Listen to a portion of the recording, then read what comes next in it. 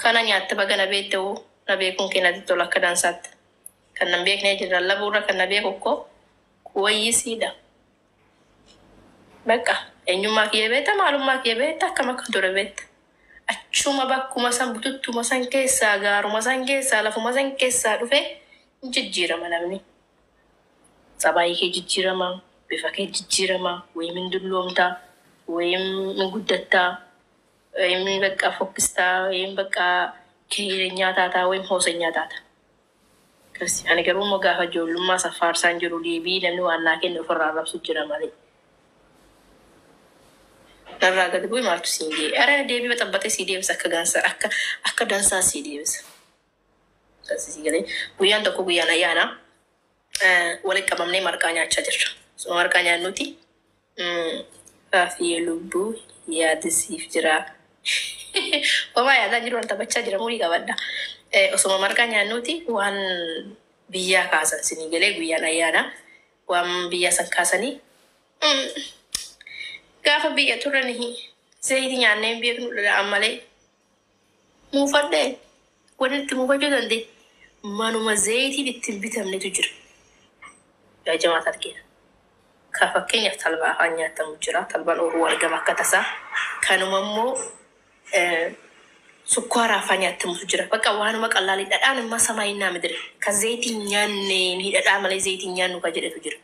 Immoo fadda gaafsamaa kijiban jedhee. On kijibna bannaataachuu jedhee na cufe midhaan sanuu ni galee. Haati kiyyaama fakkeenyaaf mana keessaa ni elmatti. Dhadhaa san bittee zayitiitti bittee dhufti. Dhadhaan birrii 60-70 yoo baase zayitii bir 10 bittee xappitti nuu gooti. Gurranya.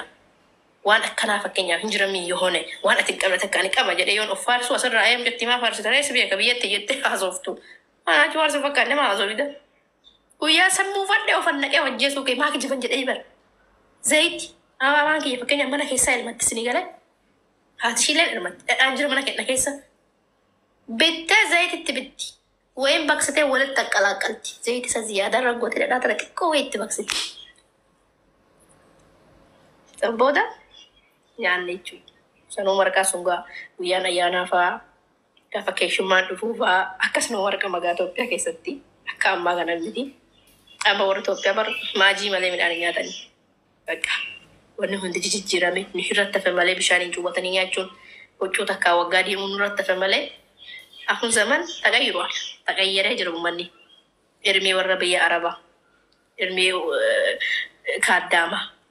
Kaaddamu jirra mana amadaamii bichaa kaaddamna Itoophiyaallee kaaddamni teenne jechuudha.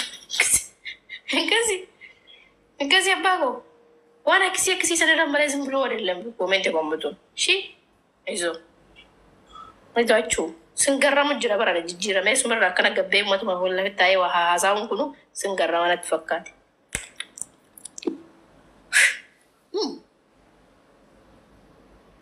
Usii laakana nyaatta sanaxxali gowwaa. Gabatee takkaarraa wajjin barachuutu turre gabatuma takkaarraa wajjin waachuutu turre as kennamii talaawwati waan haasaa'ee waa 90. Maal jechuu zattafiidhaan walitti dabalamee marqaa nyaatamee atis gurraa dhabuuf eegalte jettee jijjiiramtee deemtee ammaa gowwaa sii deddeebisaan oolu dadhaba'anii.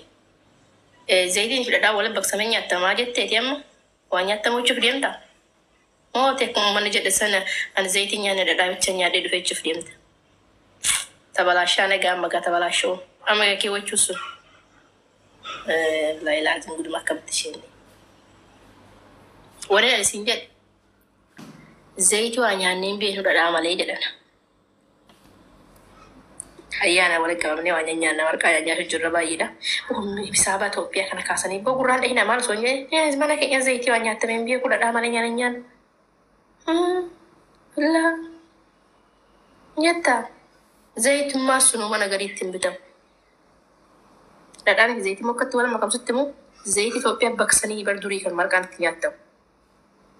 Maa Itoophiyaa keessa guyyaan dayiifaa kasoof dagaafa dayiifaa marqaan nama hangisiisuufaan zayitii baksamee zayitii nyaatama. Yemen dhadhaa maalii haasofta sijjammar dhadhaa irraa gabbu'i. Soa hisaaba Itoophiyaa keessa maal gootanaan jedhinaa malee zayitii nyaatama. Sobee yoo teekinooloojiin as jala barreessitu zayitii nyaatta. San booda akkam godhan namni garii dhadhuma keessa manuma keessa soo qabatee dhadhaasan akka nuuroon jireenyi keenya sun wal nu tasaaka'u. Sini galee maamaa kiyya dhadhaasan fittee gooyitee goomaa takkaatee goomaa lama ta'e bittee zayit dhadhaasu yoo 50-60 shii baase zayitii bir 20 bitattee lamasaa isa bir 80 shii baasee raatu 40 fakkeenyaaf 20 bitattee dhufti. 60 shii hafuu soogiddaa shiroon gaafa san bir 60 gabaa itti gabayaa soogiddaa shiroo sanatti gabayaatti mana galti maamaan ko. Sobee akkas sobeera dafaa waa barreessa. Akkasi haadha kee rakkistu sanii yaaddatta namni haadha ofiitiif abbaa ofii rakkisee biyyaan baan hin jiru. Akkasi gootee sammuuda zayitii isa fiddee dhufte dhadhaa sun har'a raasamu. Dhadhaa sun wayitii har'a raasamu zayitii sana hin baqsiti. Dhadhaa sana hin baqsiti. Dhadhaa xinnoo takka gootee zayitii sana baay'isti. Fuutee zayitii sanatti makti.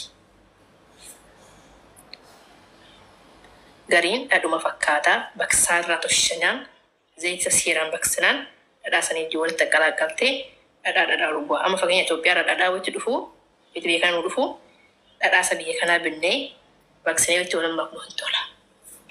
Wal abbasaasee akkasiin jireenya oofama. Zadeedha. Zadeen malee giggibinaan giggib kasaarramne hin jiru saduu altaatee miira keessaa bahe. Hullum ነገር በሲስተም ነው። ስለዛ ጉያ ሰን እረ ማና ከኛ ዘይት ያብተመኝ ባሩ ዘይት ሱኑ ወይሳ ፊኤሳ ከና ህንዱፉ ወላሂ አይሰ ጅርታ ኡሞራቢት አከስ ጀዳኔ ጀናን በቃ ጉያ ሰሙ አያኑ ሰንችብው ማሶ ባንጀ ሶርብሱን በርባችሱ በቃ ዘይቱማ ነው ጋር ማና ከኛ ከሰደባ ሙንችር ሰሰሰደራስና ሶተን ዘይቱማ ሱኑ ሄደባ ከና ህንዱፉ waabtee yookaan immoo waa argattee waa sii ergamee akkasiin bitatta. Yoo dhadhaasan qabaatte immoo dhadhumsan bittee zayitii san bittee akkasiin awwaattaat. Gommaa takka baqsate immoo mungkin gommaan takka mana takka san waan jiru. Gommaa isa yoo bittuu zayitii san lama bitahu. Si galee tirfiin illee si hafe. Yeroo si hafe hoo gimmaashii waan biraatti bitattaa gimmaashiin zayitii sanatti bittee jiruu sana oofatte jechuudha. Amma garuu eessaa fi eessa dhadhaa sanillee qaqqabdu zayitii sanillee qaqqabdu. Isaanillee isaan bira taranii eessaa fi eessa dhagaadhaan jira. Ati eessa jirta? Ani amma abbaa koo riyaala takkaadhaan kubzii yoon bitadhe kubzi riyaala tokko mana guutuu giyaa zanannee jiraannaa warra biyya araba hanga dandeenye. Baay'een Itoophiyaa san tumsiibaa isaanii nurra handhumu malee kanii guyyaa zamanni keenya zamana gaarii keessa jirra waan akkun ta'a akkas jiraanna. Baga amma inumaa dheekkamtaa. Dheekkamaan jiru ani haasaa jira. An jireenya Itoophiyaa keessa gallammoo borbultii qaban namni akkam biyya keenya sana keessa gallamtii qabannee jireenya yookaan naasoo guddaa shiroo yaannaa binaaman bakka akkasii hundumaa lafaanii faafii haadhuu fuunaa daabboo. Go. King maa boosare? King fiiktu dhufe ammoo amma kan biraa dhufe. Na akkasii. Waanuma sin engagine keessan galana wanni amma ani manatti haasa'uu danda'e sababii jecha amma fakkeenyaaf si beekaa wajjin barannee barumsa jette santu na jecha Itoophiyaa san keessan haasa'uu danda'e. Silaahuu yoon jecha akkasiifa waan nama faarsamu takka jedhu jecha san irratti faafima akkas jettee jetta. Ani kan haasa'u ture waan biraahi waan arrabaanu arrabsan kanarraa nan arrabsinaadhaa. Inni hinaafaan jiraatinaadhaa dhiisaadhaa jedheen. Faafii dhugan bidda sirba jetta tinkiu kinka maal galatoon. Sanitti aansee yoo waa'ee isa gurraa namuu akkatti guddate hin beekaa. Ani dakkaama goonni isanis hin qabnu. Quufa akkasii isanis hin qabnu. Akkuma namni tokko guddatutti guddadhee biyyaa bahee gaxar keessa dhaladhee gaxaruma guddadhee kana yeroo baay'een jedha waalaikum salaam. Hin sobne hin aarin bakka maaltu na arsaree deebisii deebisu jira. Jazbaa maal godhatasa? Sengeu gowwaa maadha. Albar deebii gaasii deebisee yoon ganda kootiif yookaan immoo faamilii kan koo waan hin qabne takkarra kaahuu akkasiin na arrabsi yookaan immoo maa akkas jettee barreessite. Baratu waliin fakkaanne wal qabsiisteenaan kana jechuu dandeenya. Yoo sammoo akka fakkeenyaaf jireenya mana keessaa jecha ati jette sanii wajjin wal qabachiise guyyaan tokko manumatti asumatti wajjin nuti namni garii gurraadha asii galee waliin beeknu jechumaaf waa haasa. Ani akkatti guddadhe beeka wallahi. Sanimmoo hin jenne waan hin qabne irra hin keenye. Galammi guyyaan tokko suma akkana nyaannuuti. Indani zibana keenyaan zayitii bitameen beekuu dha malee jette. Kasamii bannaa takka tana gaaggaa jenneen.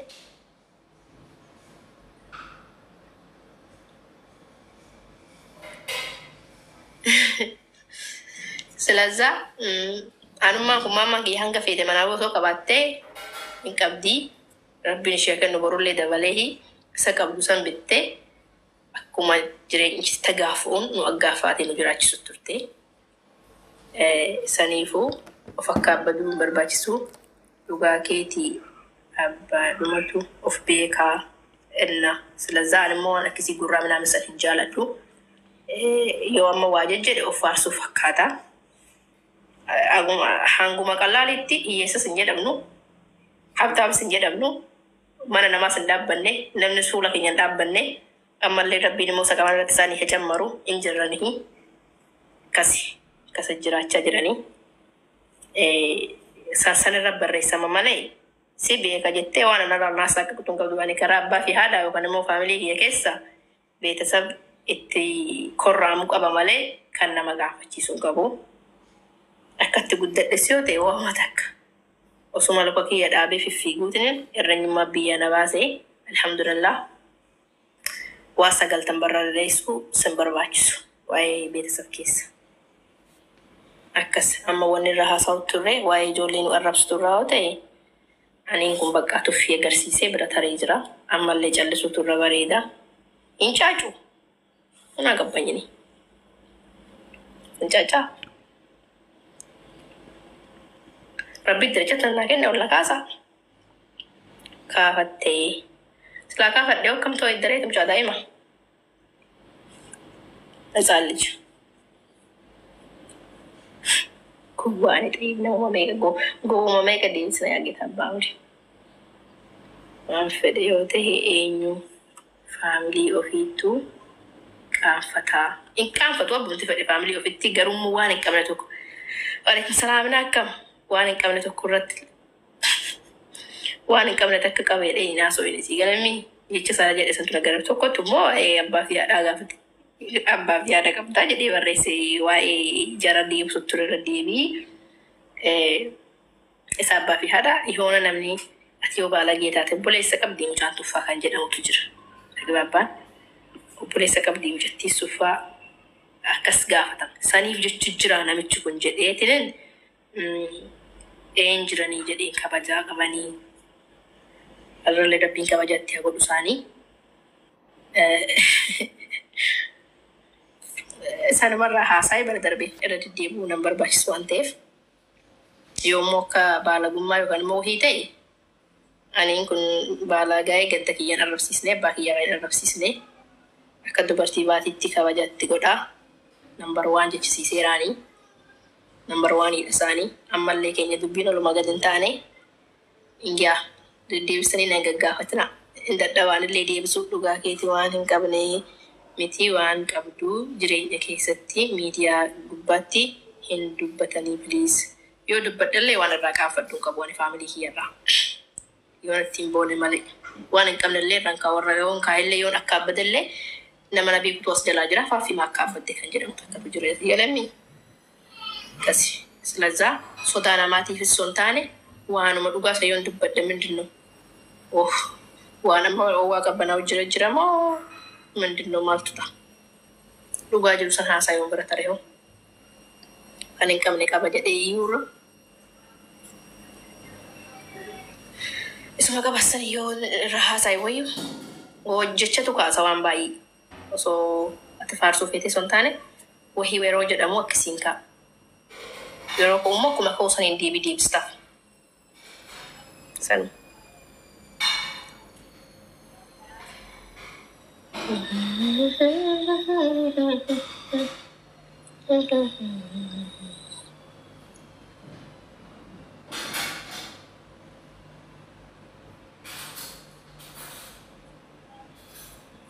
Anis si malay kajetu yeroo baay'ee na faggoruu barbaadda si arga. Har'a osoo hin taane kalee osoo hin taane maal qabdan garuu jette. Si ol taana malee si gadi hin taanu yoona. Akkuma qabaleetti yookaan akkuma gandummaatti. Haadha rajjaalii qabaan eenyu ol godhe kan nu jiraachisu. Abbaalleen qaba. Girmaa Mogesee hin jenne akkasi. Eega faarsaa keessa yookaan immoo jecha keessa ta'uu danda'e. Eenyu ol ta'e malee eenyu gadi miti.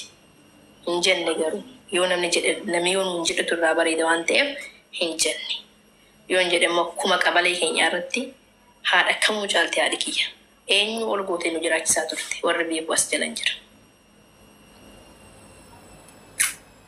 Tigaranii tajaajilina alhamdulillah.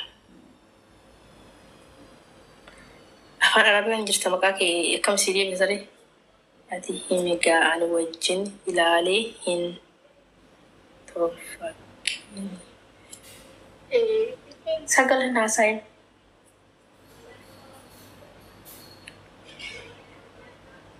Sagal barreessu jirta. Kaduraallee immoo foggoruu barbaada. Ani garuu siif hin deebisne. Si deebise immoo awaaguru waan tana siin jedhan irratti dhiisuusi. Jireenya namaatii maaltu siin galchee jireenya hin taane keessa. Waalaikum salaam Anwar jirtaa? Nama gaalii kam? Rabbiin umrii siif hadheeressu. Amiin. Amiin. Yoo faamilii keessaa ani hin jenne yoo jedhe barreessuutu irra gaariidha. Yoo immoo fakkeenyaaf waa dubbachuu barbaadde kan jette akkuma sanyiitti tahee yookiin akkuma jireenyaatti tahee warra faarsamu yookaan immoo warra namaa ol tahan walitti qabaadhe malee sanii gadi hin qabu alhamdulillah. Yoo waa'ee faarsaa garuu hin faarsine waan hin qabne jedhe illee hin jenne. Wallaahi ani hitaabaa qofaa malee si jeequu nama hin Waalaikum salaam. Faafi bulchaa gochuun mucaa saree kana. Maal goota dhukkee sirraa kaasti.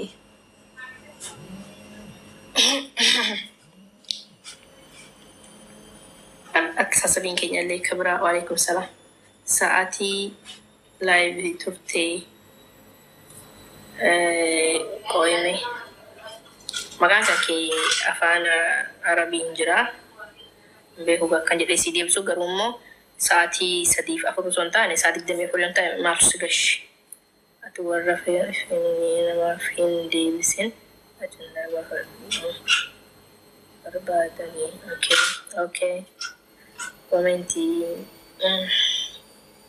isaanii amarreessanii min maayesleenyi. Tuffadhu irra darbii qaala tuffadhee waggaa 3 darbee afurisaaf deemu jirra miidiyaa kanarra eega dhufne.